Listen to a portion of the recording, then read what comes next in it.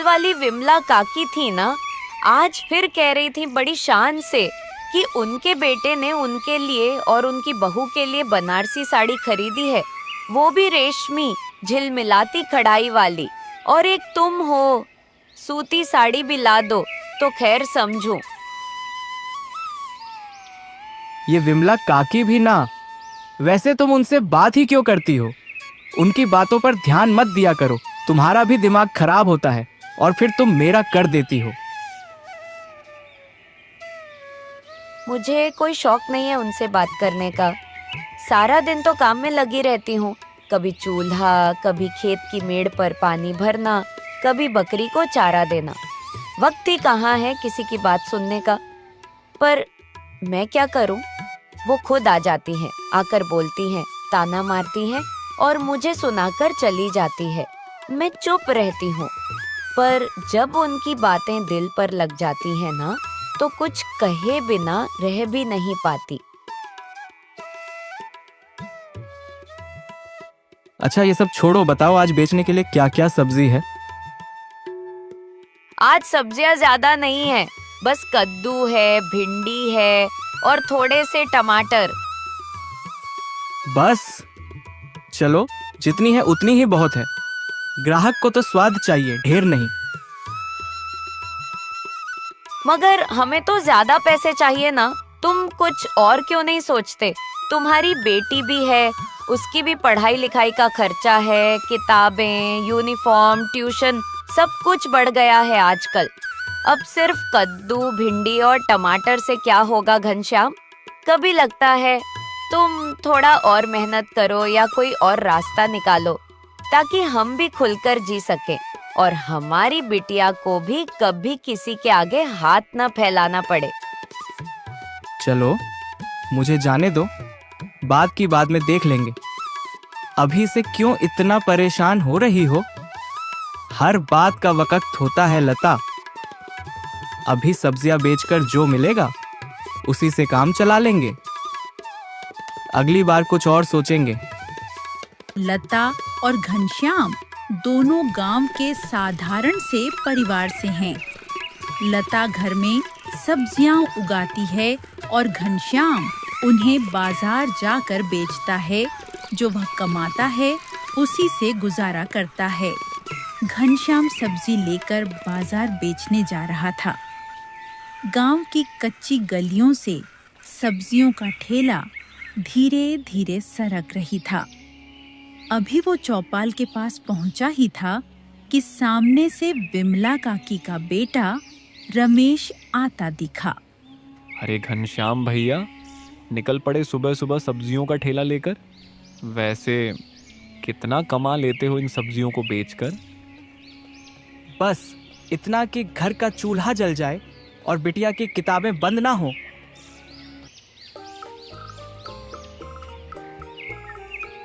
ताजा ताजा सब्जी ले लो, कद्दू है, टमाटर है, भिंडी है।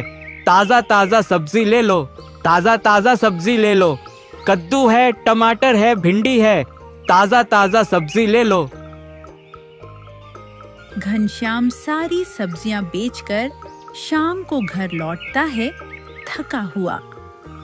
बैलगाड़ी की रफ्तार अब धीमी हो चुकी थी।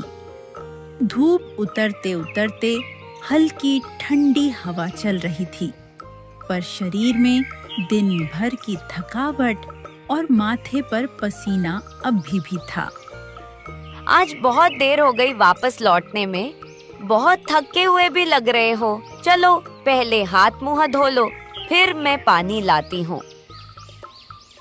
हाँ, वो आज मैं सोच रहा था कि सारी सब्जियां बेचकर ही घर लौटूंगा, चाहे कितनी भी देर क्यों ना हो जाए।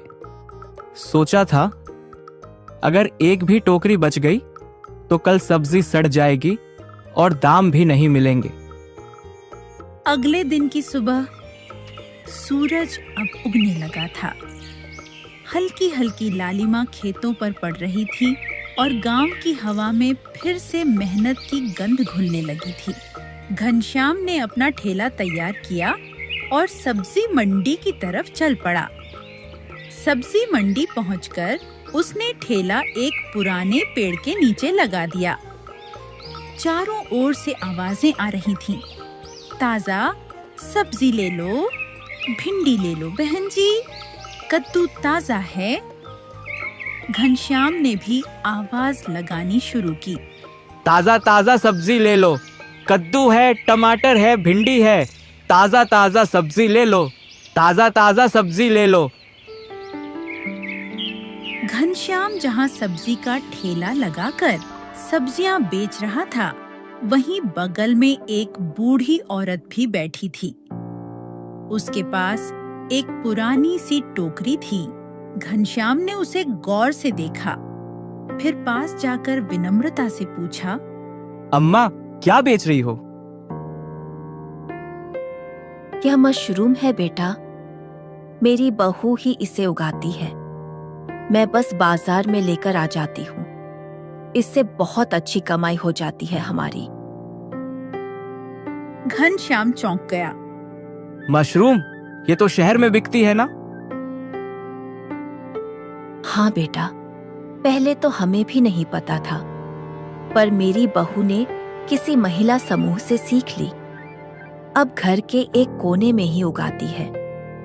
ज्यादा पानी नहीं लगता, जमीन भी नहीं, और दाम भी अच्छे मिलते हैं।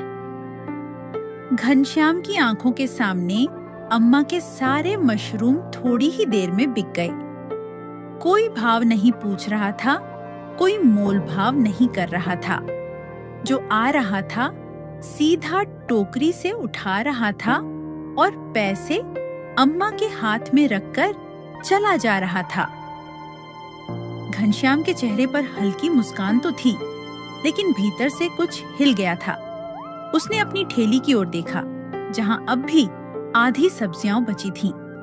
जो कमाई वो दिन भर खड़े रहकर धूप में झुलसकर एक एक ग्राहक को मना कर करता है, वो अम्मा ने बिना एक आवाज लगाए थोड़ी देर में कर ली। शाम हो गई थी। घनश्याम दिन भर की थकान और सोच के साथ सारी सब्जियां बेचकर घर लौट आया था। उसके चेहरे पर थकावट थी, लेकिन आज कुछ और भी था, चुप्पी। इतनी देर हो गई, आज सब ठीक तो है ना? लता, आज मैंने कुछ नया देखा। एक अम्मा थी मंडी में, मशरूम बेच रही थी, और जानती हो, उन्होंने थोड़ी सी मशरूम से मुझसे ज्यादा कमा लिया। अच्छा, कितने महंगे बिकते हैं ये मशरूम? और तुम क्या सोच रहे हो? देखो लता, आज उस अम्मा ने मुझे बताया कि उनकी बहू ने घर के एक कोने में मशरूम उगाने की ट्रेनिंग ली है। कह रही थी, ज्यादा जमीन नहीं चाहिए, ज्यादा मेहनत भी नहीं, बस थोड़ा ध्यान और साफ सफाई, और दाम हमारी सब्जियों से कहीं ज्यादा मिलते हैं। तो क्या हमें भी मशरूम उगाना शुरू करना चाहिए? हमारे पास तो बस छोटा सा आंगन है, उसमें भी आधे में सब्जियां लगी हैं, और ट्रेनिंग वो कहाँ से मिलेगी? अगर हम कुछ नया नहीं करेंगे तो हालात कभी नहीं बदलेंगे लता। मैं कल जाकर पता करता हूँ, गांव में कोई योजना चल रही हो या कोई संस्था हो जो सिखाए। हाँ ठीक है, अगर तुम कह रहे हो तो मैं भी साथ दूंगी।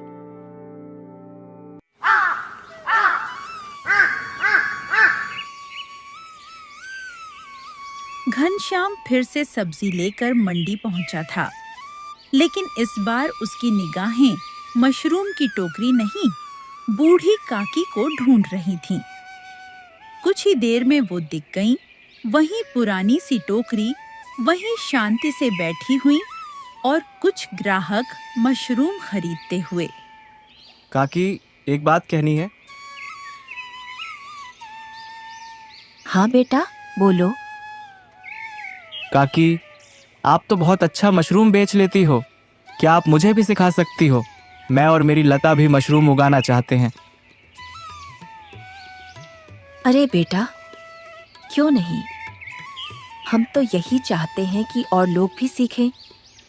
चलो, मैं तुम्हें अपनी बहू के पास लेकर चलती हूँ।